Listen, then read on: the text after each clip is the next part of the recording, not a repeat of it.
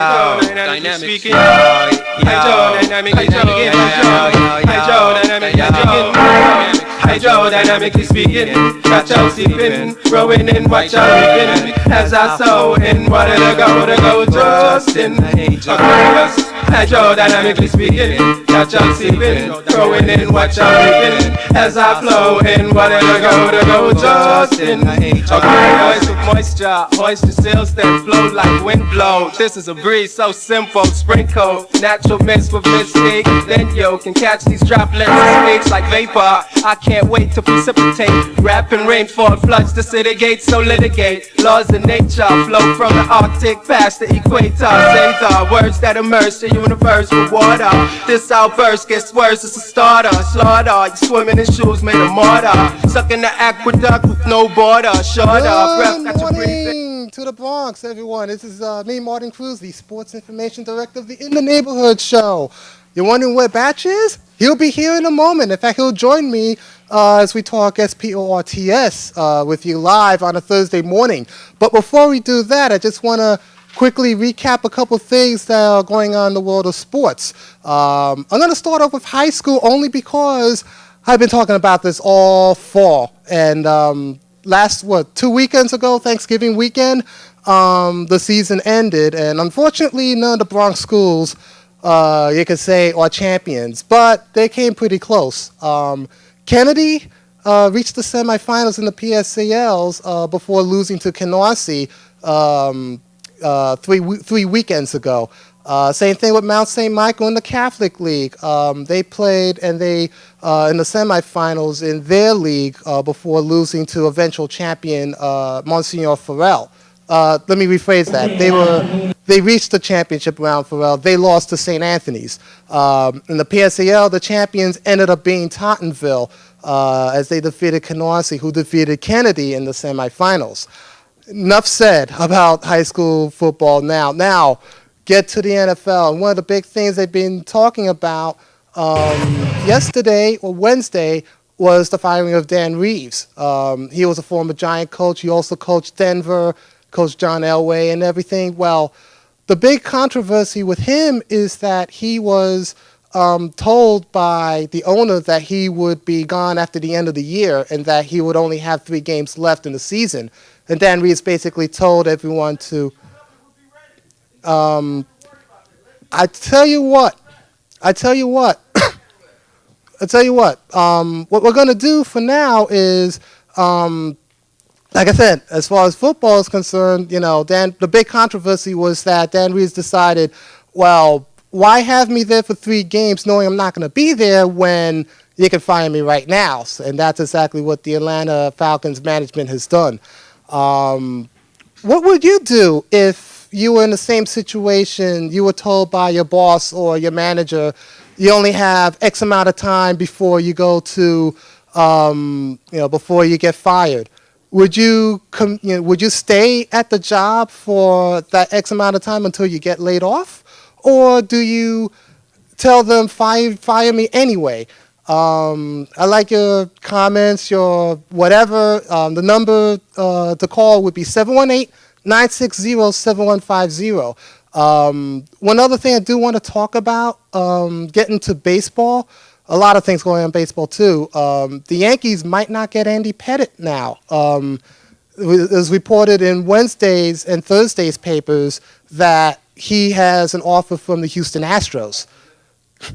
The Houston Astros have a 3-year, $31 million deal, and he might sign it by the end of the weekend. So if you're watching the show on Sunday morning, which is when it rebroadcasts, not Sunday morning, but Sunday afternoon at 5 p.m., then you may know when that Andy Pettitte would sign. But that's a real possibility that Pettitte might not be a Yankee not starting next season. Another thing, the Mets have signed top Japanese prospect Kaz Matsui. So now New York's going to have 2 Matsuis, one here, one at Shea. Personally, I'm not crazy about the deal because it means that the Mets' top prospect, Jose Reyes, is going to be moved to second base.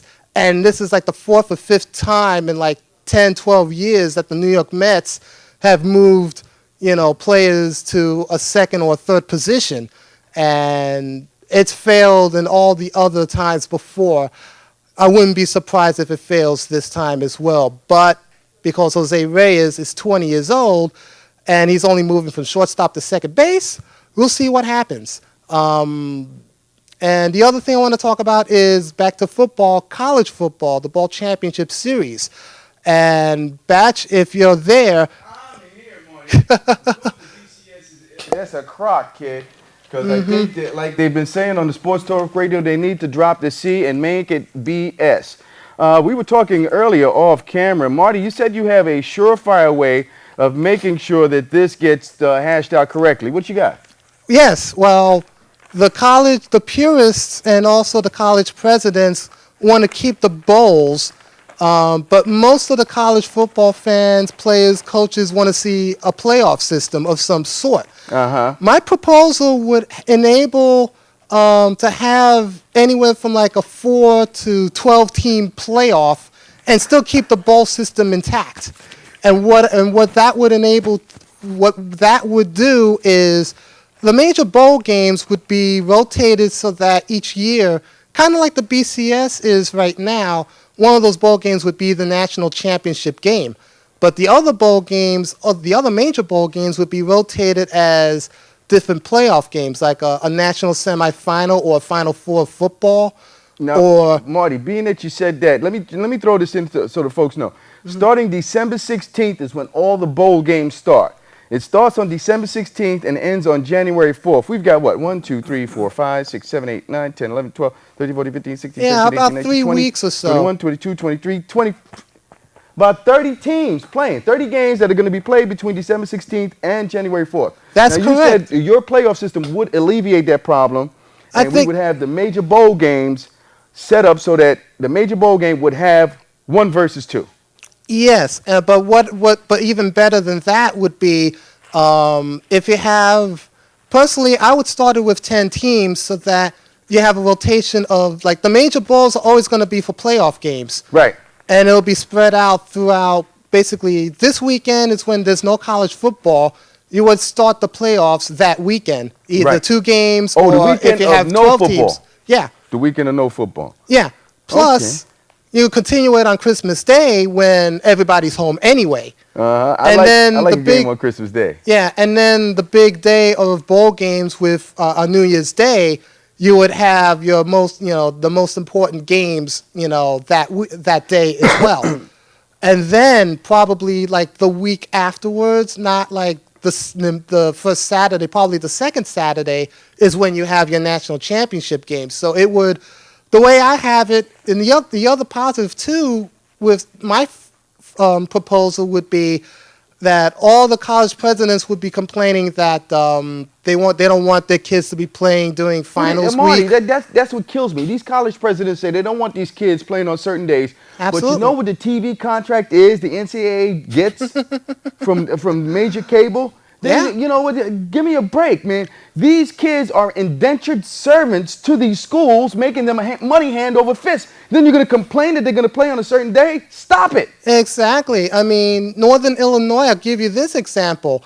They're 10-2. They're not even playing a bowl game. 10-2? Not They're playing a bowl game? 10-2, and then the top 25. They're in the top 25. They're in the top 25. And they're not playing a bowl game. They weren't invited to a bowl game. I guess the one bowl game, if I remember, that they were invited to, they couldn't go because they had finals, scheduled like around that same time that they had the bowl game. Similar situation with TCU. They were invited to a bowl game that they couldn't go to because they had finals. But luckily for them, they will be playing in what they call the Houston Bowl, the Fort Worth Bowl. Okay, the Houston Bowl. Okay, now that we've done a lot of bowl things, Marty, I'd like to ask your opinion on the Lawrence Taylor incident, which happened Not too long ago, he was on 60 Minutes. He was talking about his book. He talked about what he had did in the NFL and how Boomer Esiason was all over it. I heard Boomer Esiason on his own TV show. I seen him on HBO. I heard him on several radio shows. I did not like the fact that Boomer Esiason was raking this man over the coals trying to take the high and mighty role, and he's been in the NFL. Just because you've got a show in New York doesn't mean that, you got to take the high road, because I was hoping that either Lawrence Taylor or LT would find him. True. Although, you know who also had the same reaction that Boomer did, Who? but in a much lower Subdued? tone? Phil Simms. Because he was on the Mike Patrick show Wednesday on ESPN Radio. And he basically said that a lot of what Lawrence Taylor did, if it did happen, he didn't know about it. But there weren't. One of the allegations in his book was that, and Lawrence Taylor was asked a lot about, was the drug use and how like his teammates would cover him, would like take his back on like taking like fake urine samples to pass drug tests and stuff. Yeah, he would probably get some clean urine. Yeah. And that probably was only a small group of ball players. And of course, we have my man here, Lawrence Taylor, the greatest linebacker ever to play this game. And I'm telling you, I mean, it was because of Lawrence's why? Because he's revolutionized that outside linebacker position. A lot of teams went to the 3-4 because of his skill and what he was able to do. Absolutely. And it's a shame that they want to diminish his, because a lot of people are now saying that they should take him out the Hall of Fame. Well, I haven't really heard that, but no, you can't. I mean, you have worse characters that are in the Hall of Fame in various sports. I mean, Ty Cobb was a known racist. And he's in the Hall of Fame. He's in the Hall of Fame. Ferguson Jenkins and Orlando Cepeda, whether or not they had drug problems as well. Well, Orlando Cepeda was more known. Ferguson Jenkins, I think his was only alleged, but either way, they were both denied going to the Hall of Fame, or before they were, when they were supposed to enter. They're eventually in the Hall of Fame now, but they were denied, going to the Hall because of those drug allegations. Have you noticed, Marty, that a lot of times it all depends on the individual? They'd like to wipe out his history as far as being a ball player if he runs into some personal life problems. Is that fair? Weird. Is that a fair assessment on that person? I mean, their accomplishments on the field were the accomplishments on the field. Yes, they performed in this arena, but they had personal problems which led them astray and led them into trouble. What's your opinion on that? It's tough. I mean, really, you have to keep what they do on the field on the field. I mean, you could diss the character thing all you want, but basically, what they do on the field is what counts. If they deserve to be in the Hall of Fame, they should be. Well, then, so you're saying they need to separate the two? Yeah. I think so also. I believe, because like with O.J. Simpson, he's not mentioned anymore with the names of great football players since he had that, since he got the civil suit against him, convicting him of, they convicted him of. Yeah, well, No, he wasn't convicted. He they wasn't did the civil convicted. suit. He was acquitted in the criminal trial, but he was, found guilty in the civil trial, the lawsuit. So he has to pay like $30-something million to the families. On that note, it's adios time. Marty Cruz and Batch, you take it away. All right, Martin, that was good to have Martin here. All right, see, we've got the Lawrence Taylor here. This Lawrence Taylor is courtesy of our floor director, Joe Grant. He's got a nice collection of these actual figurines. We also went to see Jim Brown. That's right, we went to see Jim Brown, and that was awesome. Okay, let me put that down there. We're in the studio here today, and this is the In the Neighborhood program live. We come to you live every Thursday at 10 a.m., and the repeat broadcast is at 5 p.m. And you can catch us at various times during the week in some other bonus repeat broadcasts. But once again, we come to you live every Thursday morning. You folks better jump on it, because after we've gone, you're going to miss something. Because each and every Thursday we come here, we come to you live. We come and dance with you folks just like the big boys on the major networks like Channel 7, 5, and 4, and et cetera, et cetera. We are the local kids doing it like the big boys. And if you don't recognize now, just like how the major media has not recognized, I guess I got to commit a murder in order for the paper to recognize us. We've been doing this for a minute, but they don't want to give me no props. But you know what, folks? I am so happy when you approach me and tell me that you are very pleased and happy about how we do this program, how you love my beautiful co-host, Lady Moss. I'm glad you love her, and I'm happy and I'm elated and I am blessed that you thank myself and the rest of the crew of what we do and we put on a program here for you. Joe, Mike, are we ready for our musical guests? Yeah. Yes? Yeah. We are. Yeah. All right, folks. As you know, we are live. Our guests come in here and they are live. You understand me? This ain't no, actually it's live to tape because you see the repeat broadcast. But when you tune in on a Thursday morning at 10 a.m., Channel 68 in the Neighborhood Show, Mr. Batch and the crew, we're live. Are they ready? Oh, yeah. All right. Yeah. Woo! Sanctified records, yeah. sanctified soldiers. We're gonna tell you how we do it. Rapping, For the Lord. Listen. Wow. Yeah. You know. Come on. Yo. Cause we gon' bang. In Jesus' name. Bang. On Lucifer. Bang. Church. Bang. Bang. Bang. Yeah. We gon' bang. In Jesus' name. Bang. On Lucifer. Bang. Church. Bang. Bang. Bang. Ready to bang, bang, bang on the devil and all of his soldiers. We taking over. Not even an army of 40 can hold us. Sanctified soldiers ruling the world with Sergeant Jehovah. He is the one that controls us as we get wisdom and knowledge. Patrollers of the earth since second birth of Satan defeat us. And taking scriptures getting stronger as the devil get weaker. All day we work and we can keep our lyrics hotter than heaters. Brothers and sisters come to church. The Lord is waiting to meet you. We sanctified. That's how we ride. When we ride with the Lord, It's not ride or die. We live eternal life. For sure. We do it right. Flawless victory with the Messiah on our side. Time to get on the grind. Follow your heart and mind. Let Jesus just be your guide. Ain't no need to run and hide. Soldiers is bolder than ever. Breaking down Satan Forever. forever. Submit to the devil. Never reading that Bible. Sending me straight to heaven.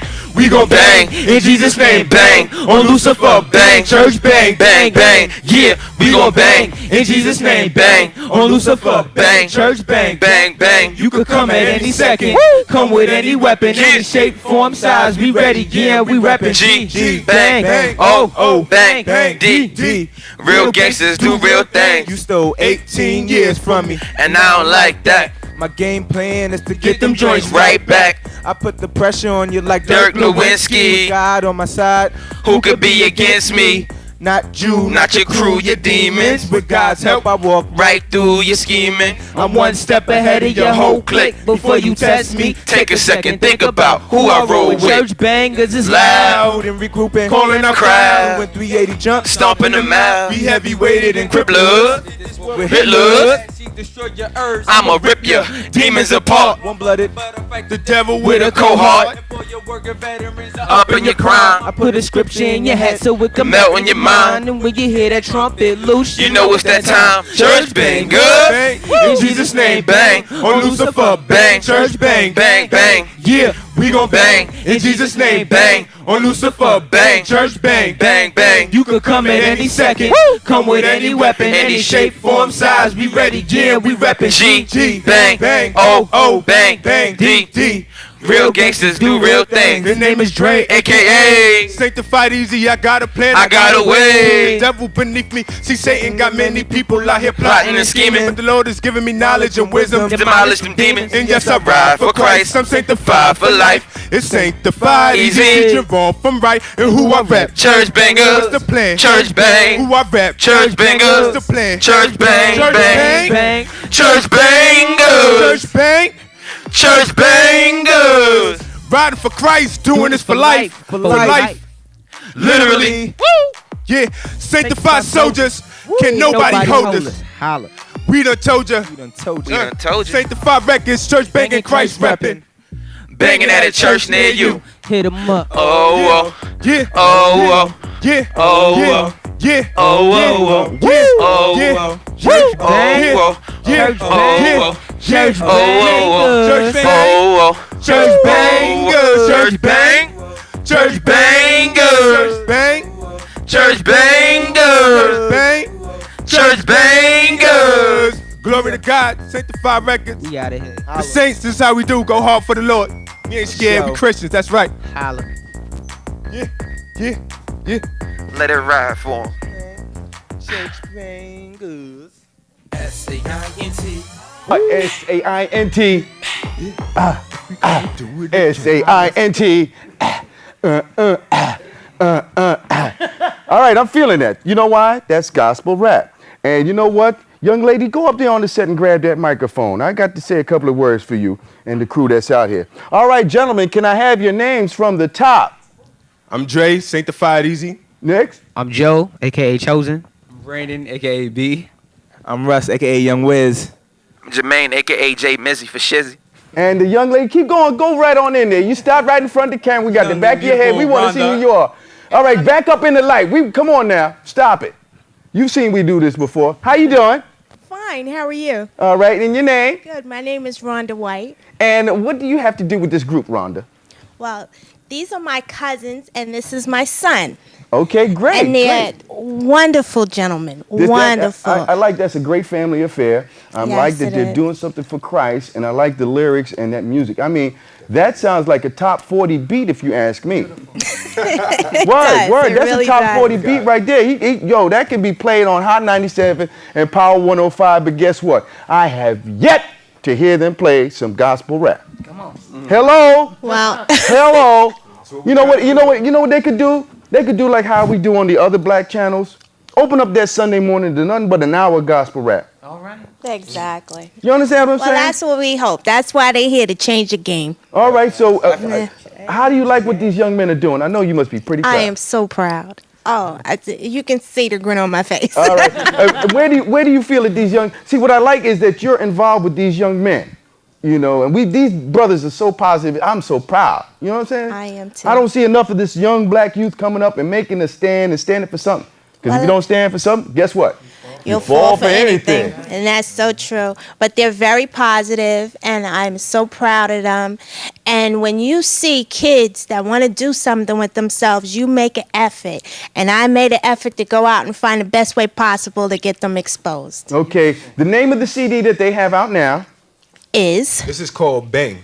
That track that you just heard is called Bang. We're in the process of getting in the studio, getting everything copywritten and putting it out so we could just put it out in the world. Dynamically put Christ out in the culture. That's right. Hip-hop culture. All right. That's Have right. you been performing any places? We've been performing all around the eastern part of, you could say, the United States.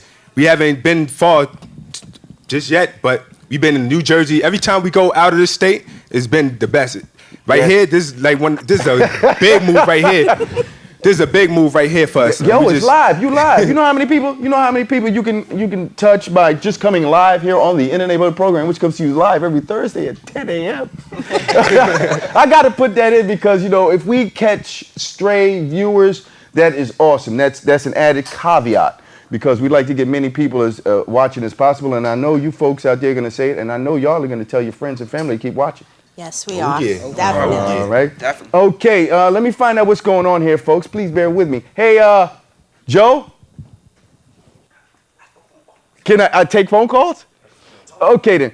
All right, then. Thank you, folks. Y'all stay blessed. Hopefully, y'all be able to come back if they can do a cut later. If you can, you can. If not, I'll just keep running my mouth. All right, folks. All righty then. The number that you'll see up on the screen, I want you to dial in because you've tuned in. This is the In the Neighborhood program coming to you live every Thursday on the Cablevision system on channel 68. All right, the number is 718-960-7150. We'd like to hear anything that you've got to say because you know what? I'm gonna go off on what happened in Cincinnati not too long ago because the brother didn't have to die. Let me start with that. Let me make my comment. Regardless of the man sleeping in his car in the fast food restaurant parking lot, if I'm correct, that's how it all started. He was asleep in his car. And you know what? I hate to venture there, but I'm going to venture there. Bet you it was a white person said, there's a big black man sitting in the car. I'm scared. It happens all the time because I'm a victim of that from time to time. I can be sitting someplace and I get that look and I get that fear. Don't fear me. Don't fear me. I'm just like you, skin and bones and everything. It's just that I'm a different color. As we go on. Okay, the gentleman had a problem and he had drugs in his system. Granted.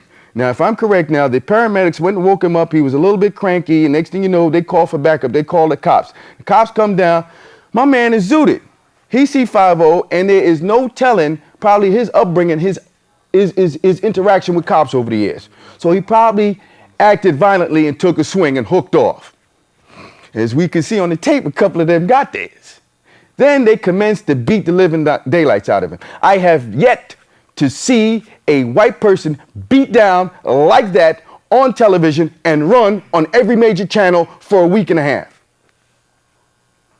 The only time we saw something close to that was during the riots in California, if I'm correct, and they had an overhead shot of that crowd stomping that guy.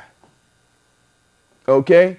Now, as we move along with the cops jumping on my man and beating him down, sorry, I'm ex-military.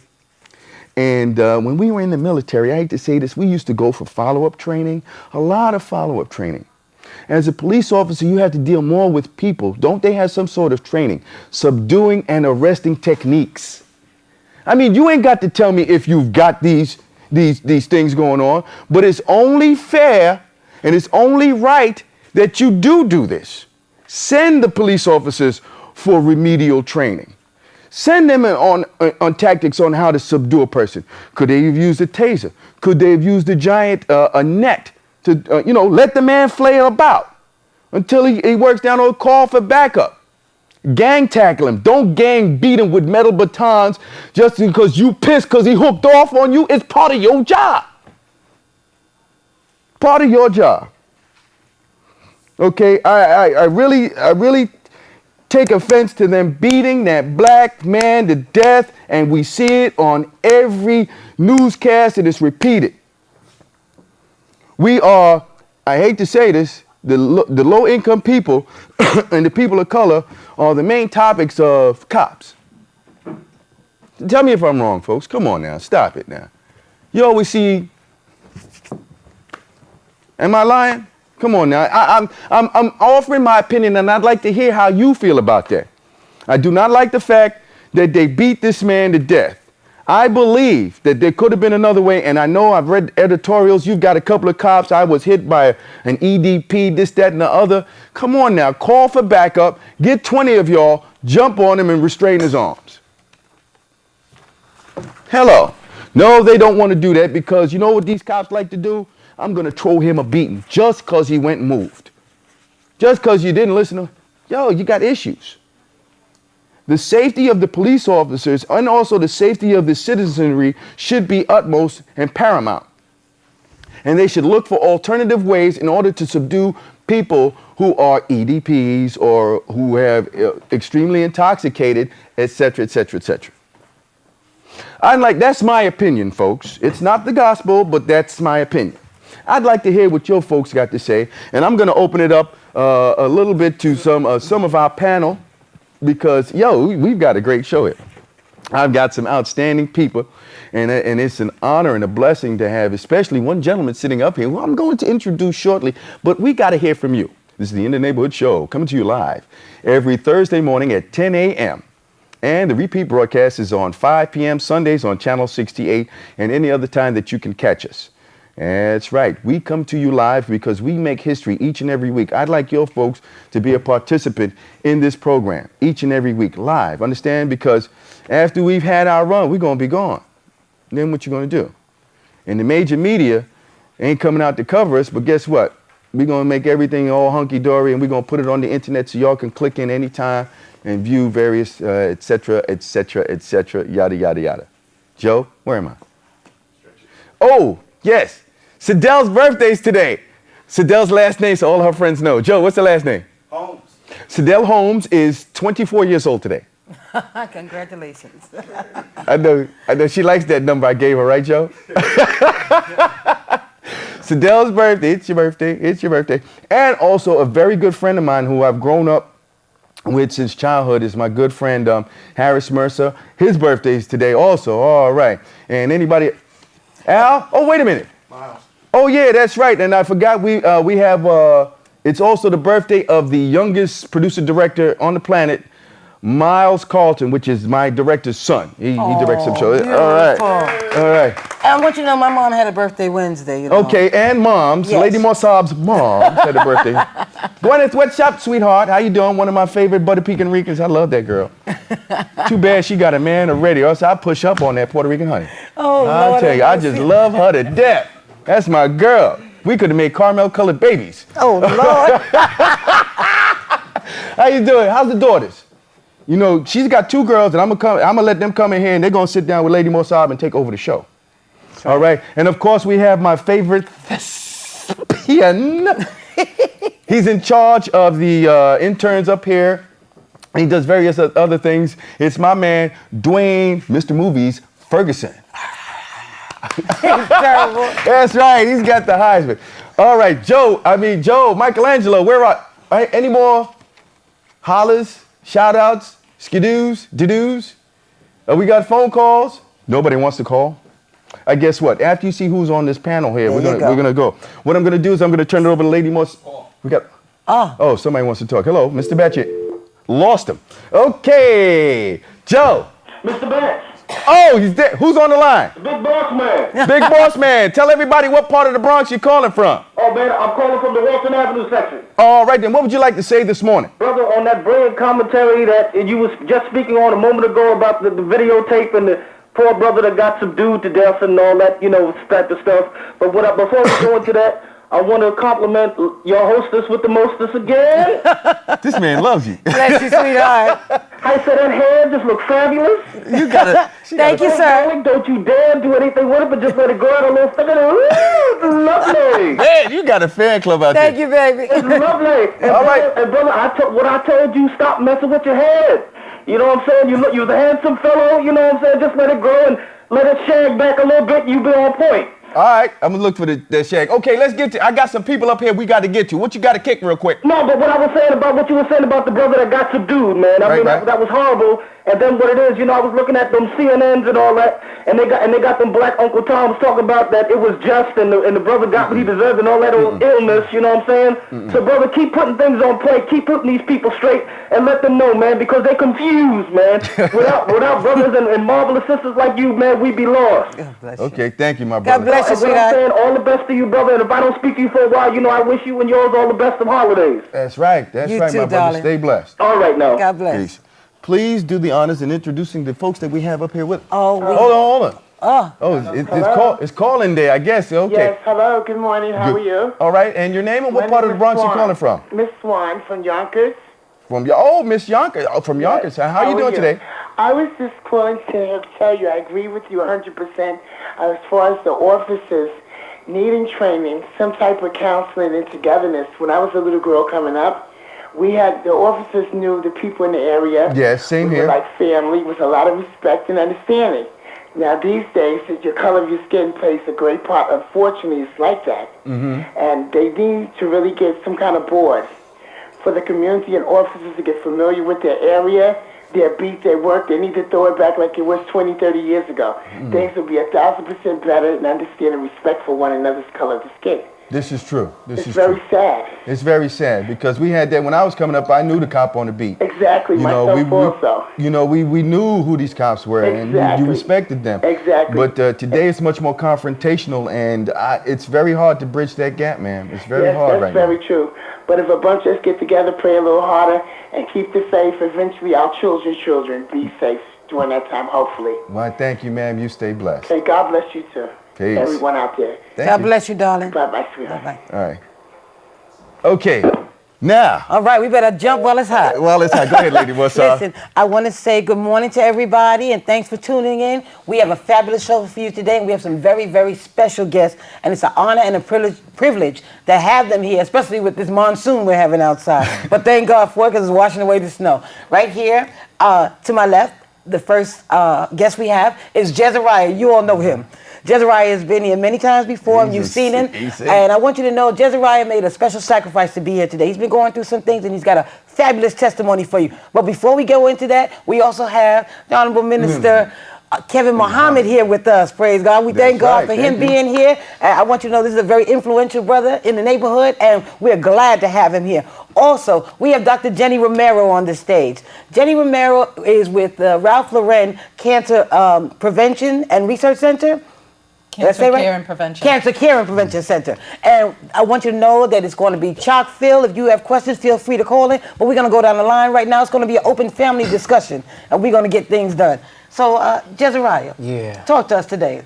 Everything is good. It's good to be here, as most people know, I was just released from the hospital because they thought I had cancer. I'm glad you're here, so we're gonna chat after this. They thought I was hospitalized for the past 2 months with throat cancer, and they what they were gonna do was they're gonna just take everything and vocal cords out, and you know what? And there was a mass in my throat. But then suddenly, when they decided to do a full operation, the mass started to disappear. Thank you, Lord. It was a difficult time. It was a difficult time. I want to thank everyone, you guys, so many people who came out and supported me on this situation, because it was rough. Because how it started is that when I had first was checked into the hospital at St. Luke's, and I'm going to call them out because they discharged me saying I was having anxiety attacks and gave me a prescription for Paxil. So they were saying I was suffering from a mental condition on top of everything else.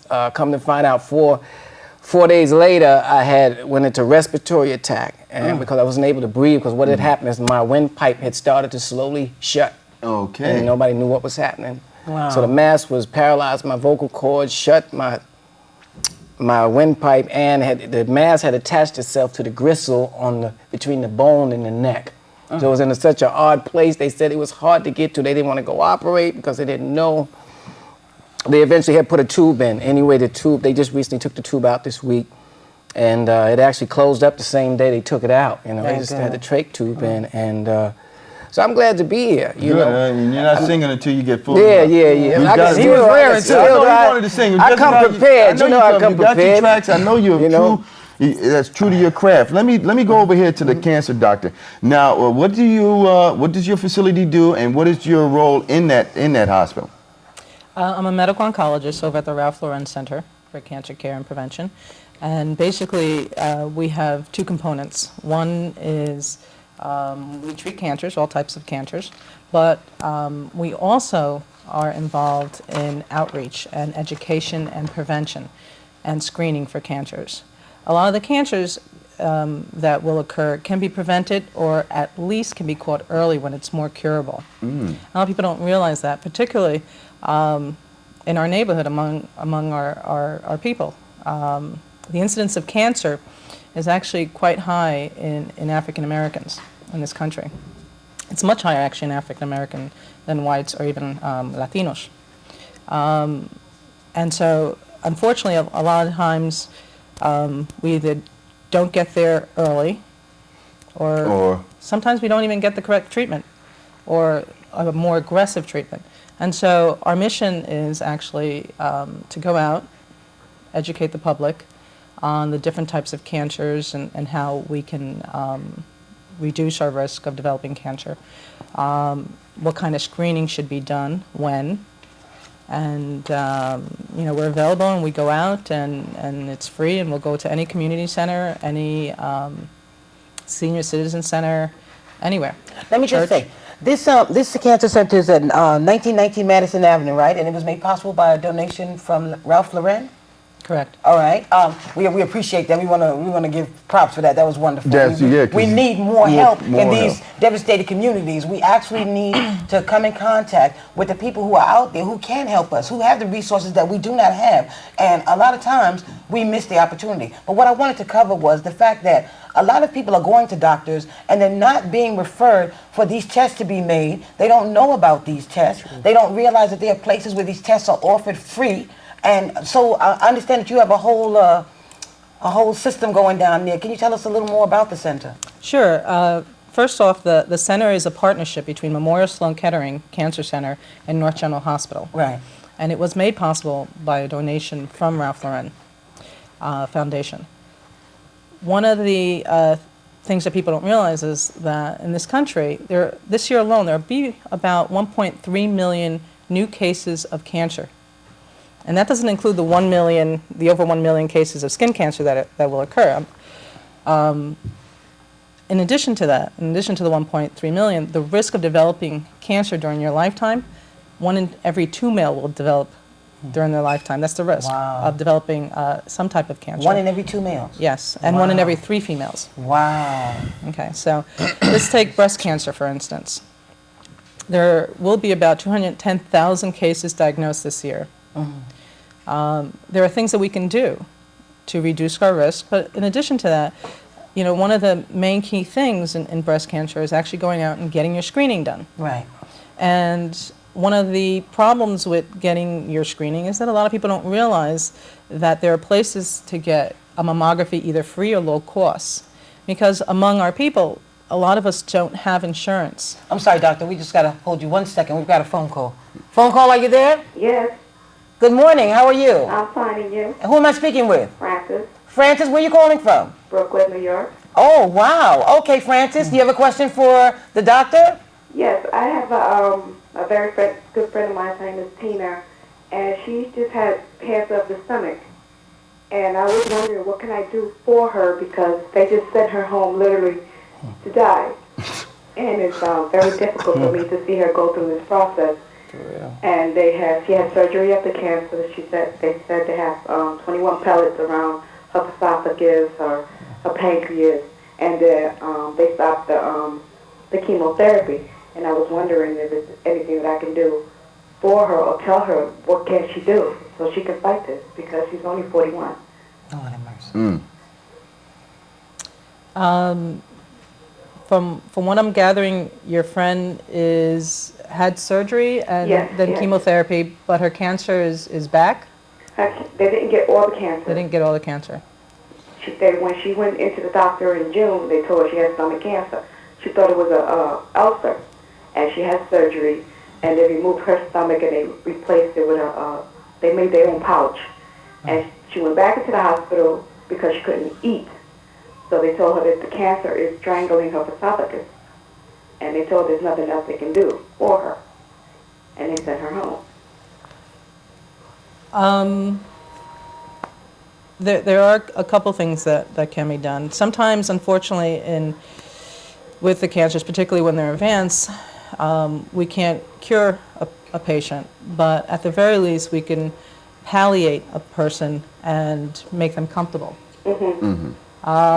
There are a number of things that a doctor can do. If there's pain, we can give medications to alleviate the pain. There are different methods which can be used depending on where the pain is, and it can be anything from medication to even radiation or even surgery. I don't know the particulars of the case, obviously, but in addition to alleviating pain, we have access and we know of services which can also help the patient in terms of getting care at home or in an institution which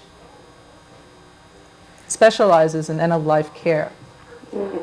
A lot of the times also we have access to and really need to support the family during this time, since this is a very trying time. There are things we can do. If one of the things, I don't know the particulars, but if you want to call the center. And the number for the center is? Thank you, miss. I hope you keep watching. And what's the phone number for the number for the center is 212-987-1777, extension 221 or 222. Also, let me ask you something. There are alternatives to traditional treatments of cancer.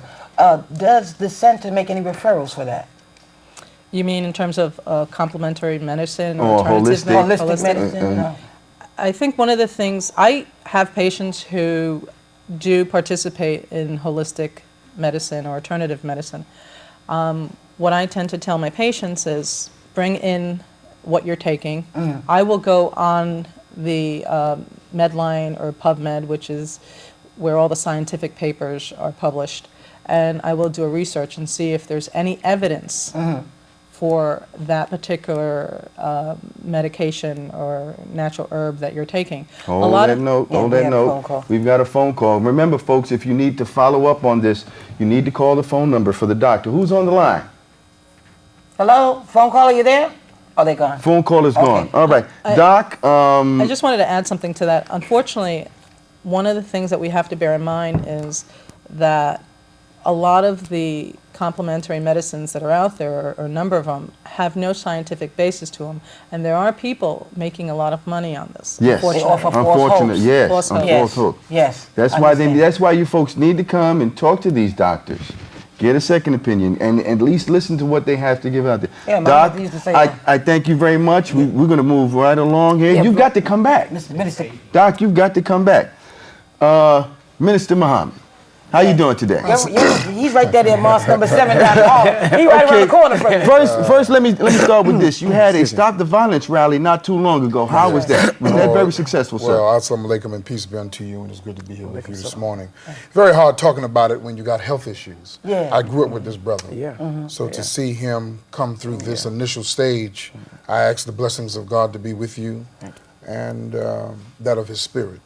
And if it be not for the grace of God, none of us could be here. That's right. True that. And so, you know, I'm touched by that. The Stop the Violence Forum, I think, was a seminal success. And I thank my dear sister, Lady Mossab, for her presence. And prayerfully, we can come back at another set and forum. But let me say to what you said about the young gentleman in Cincinnati. On this week's weekly edition of the Final Call newspaper, right? Minister Farrakhan has on the cover Cincinnati's Rodney King. Now, with all due respect to law enforcement, we understand what they have to do. Yes, don't. We understand the men and the women who have to sacrifice their lives. Yes. But we got to remember, brothers and sisters, whether we be Muslims, Christians, Jews, whomever we are, we live in a jungle. That's right. We can preach the gospel, but Jesus walked in the streets, in the highways and byways. Yes, he did. So did Moses, so did Muhammad, That's peace right. be upon him. We live in the streets. This is a jungle. And you know how you know it's a jungle? Because the officers have to walk around with mace, with a club, with handcuffs, and with a weapon. And so while they were shooting bears, or they're shooting bears in New Jersey on 1 million acres to rid down 3,200 black bears to about 2,000, we're shooting each other on the streets of our communities. That's right. See? So now, who now is really the savage? The hunters there, the white hunters say, well, it's a necessity to get rid of the bears. Are we saying it's a necessity to get rid of each other in the community? We have enough issues dealing with cancer. That's right. With us, every black male with their white counterpart with prostate cancer, we die 2 times of the rate. That's right. And because we do not get checkups, That's right. we are afraid to be probed. That's right. When many brothers in prison have already been probed. So That's what are right. we afraid of? Either we get probed while we're alive or we get probed when we're dead and we don't know anything about it. That's right. So the Stop the Violence, my brother, was a multiplicit forum to deal with domestic violence, mental cruelty, because see, no man has a right to violate a woman. Come on now. And see, brothers that I look at today, that they think that they won't do it, you're prone to it. That's because right. every male is a natural warrior. Every female can go to battle, but every male is a natural warrior. And the Bible says, where you anger, sin not, because then we can overstep the boundaries that should not exist to us. But the violence that exists in the streets of New York City and in America, we can put that to an end if we put down the guns. Too many of us have guns in our homes, guns in our areas, and all we're doing is shooting one another. But I want to say about my brother, what happened to the first minute of that videotape? We didn't see If the that. brother was in the vehicle, what did they do to disturb his peace? For him to come out. All right. Secondly, knowing that the knowledge of drugs in his system was an after fact from the toxicology report. Right. They did not know that when they went to subdue him. That's right. So the techniques that they used were insufficient to be able to deal with that brother. And it brought the results that it brought. And instead of them trying to find other ways to calm him down, they could have called in the local EMS, paramedics. They could have sedated him. That's right. No, they rather took the Tonka and beat the mess out of him until the brother had no more life within him. This is an atrocity. And the coroner had listed that as a murder, but he had also prefaced that he had drugs in his system. So I'm wondering how they're going to handle it, because I don't know what the Cincinnati mayor is going to do or anything like that, but I really believe the brother didn't have to die like that. Well, the mayors always go and stick behind the law enforcement. Yeah. And that's fine, but not when it's a mob attack. That's right. Point number 6 in the Muslim program is that all mob attacks must end immediately. We believe that the federal government should have intervention. If they do not, then the part that I'm trying to do in getting the guns off the street, they ain't going nowhere. Because the brothers in the hood are not going to put down their weapons when they believe that there are recalcitrant police officers out there. That's the real deal. See, we got to take our head up out of the earth like a giraffe and deal with what's really happening around us. Otherwise, it turns into a powder keg. This is what the federal government doesn't deal with, nor does it connect with us in the community who have a knowledge of these things by which to deal with them as well. I have a question. First of all, thank you for supporting the rally in front of City Hall. You know, that was there. My question is when does this end? This has been since I remember, since I got involved, but since Eleanor Bumpus. When does it end? It continues to happen, and yes, we're talking about put down the guns. As you say, nobody's gonna put down their guns. We're not gonna not protect yourself. But when does this end? When do people start to pay for what's going on? Well, I'll say it like this, my brother. Payment all comes from God, and He works through human beings. But I will say that this will never end until human beings see each other as they should. That's right. So you said something earlier. The officers today do not know the people in the street. That's right. They don't know them. Excuse me. We say that we're there to protect and serve, but we're really there to shoot and kill. Because as soon as an aggravated situation comes up, we lose control. You say we lose control. Do you know that there's a high rate of suicide among police officers? Yes. Do you know among police officers there's a high rate of domestic violence? Yes. And drug They go abuse. home and beat their wives. There's a high rate of drug use among them. That's right. How many officers do you ride on the side of the road and they're parked in some dark area? They come from the 72nd precinct. I'm using it hypothetically, but they belong to the 25th precinct somewhere else, and they're off the beat where they are. See? But then the many good officers, we support them. Yes. I speak to them all throughout Harlem, throughout the city. We're talking about the good ones, but the rotten ones among them is making the rest of them look bad. And it happened. I want to say to law enforcement and to those listening, it is always you and I that's on the other end of the stick. That's right. You never find a black officer or a Latino officer beating down someone who's white. Never. I've never seen. You never find them beating anyone else Mr. down. Muhammad, me and the crew, Joe and my director, we were up around what 167th near Webster. Was that over there? Where did we see a gentleman? No, Tremont. We saw a gentleman got stopped in his car. We were passing by. They was doing the paper. So I'm walking by, and as a concerned citizen, I always look to make sure that everything is above board, because I'm concerned for the safety of the police officers, because I got family that's mad cops. All right? Yes, and I'm sir. also concerned for the brother. So I'm standing there, I'm watching, and the guy goes, "You got a problem." Come on, man. I'm John Q. Public. I'm on your side. That's right. Why are you going to look at me and all of a sudden get confrontational? I'm hoping that you do something correct, that there's no powder cake right here in this black community. 2 white officers. What you looking at? Just keep it moving. Right. Whoa, wait a minute. That's right. Slow down. That's right. And as they know these things exist, they don't correct them. I have members in my community who are police officers, who are detectives, who are undercover. So we're speaking for both sides of the coin. But it is improper that we as citizens who pay their salaries through our taxes, our hard-earned dollars, that we cannot stop and see what is. If it's all right, then we should be able to look. Yeah, there should be a perimeter that we shouldn't pass, but we should have a right to observe. Let me ask you something. At the Stop the Violence rally, you went over, I believe it was the 8 Steps of Atonement. And I think that has a lot to do with what's going on with us right now. You see, many of us, we don't forgive one another. Many of us, we have gripes and grievances that we hold against one another, and they brew and they fester and they become wars. Yes. And if we could just unite, if we could just follow those steps and unite amongst ourselves, we would become a force to be reckoned with. Whereas we could go together in one power and say we want this to stop, and they have no choice but to listen. But because the other man is there, he gets on my nerves, don't even listen to him. You understand what I'm saying? It brings conflict. And I think it takes away from the power that we could have. That's right. So could you briefly? I'll briefly run it down. On that day, we really exhausted it. But conflict resolution is necessary.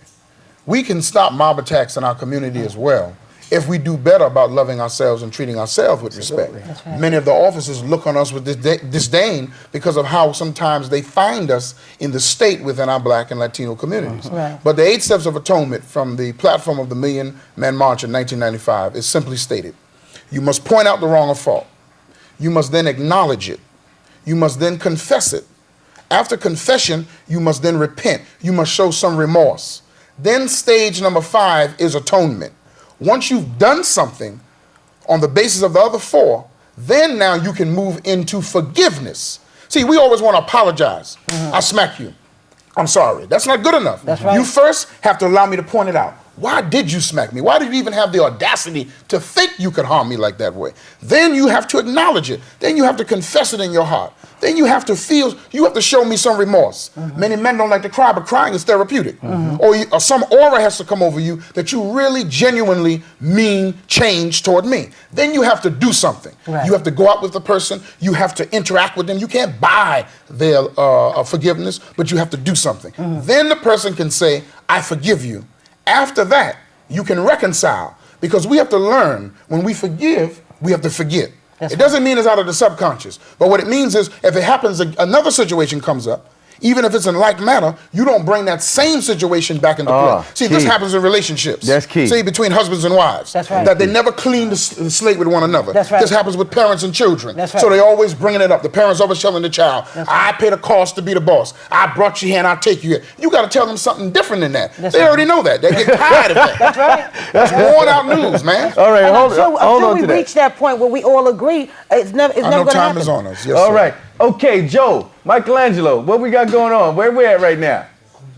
All righty then. We're just about getting ready to close out the program. And once again, I'd like to thank the doc for coming down. You got to come back. What's the phone number for the doctor real quick? 212-987-1777. And they're located at? They're located at 1919 Madison Avenue. That's at 124th Street in Harlem on Madison Avenue. And Minister Muhammad, how can the folks get in touch with you? They can get in touch with me at Muhammad Mounts, number 7, 106-08 West 127th Street, 212-865-1200, every Sunday morning at 10 a.m., 10 to 12. And I want to say to the brothers who are rapping, continue what you're doing.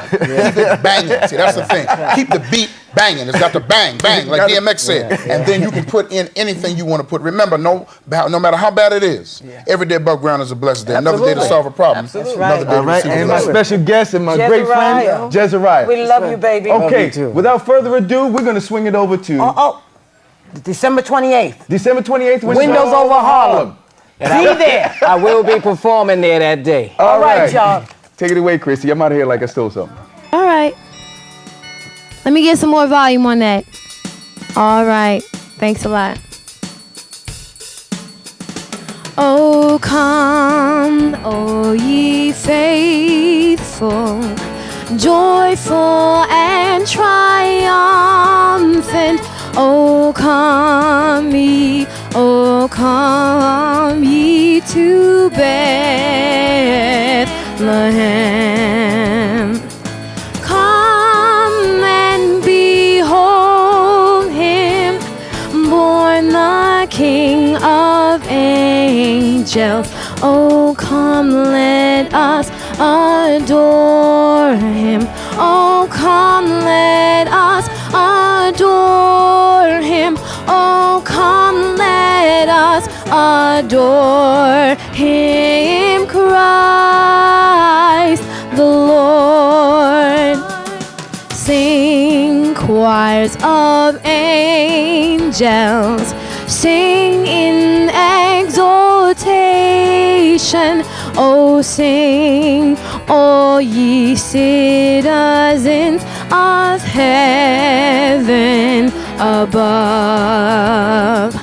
Glory to God, glory in the highest.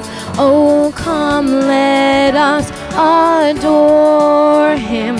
Oh, come, let us adore him. Oh, come, let us adore him, Christ the Lord. Yeah, I got the Spirit. I want to give it to you. I hope the Bronx has the Spirit. I hope Brooklyn has the Spirit. Queens has the Spirit. Jersey, Manhattan, Harlem. Hark the herald angels sing.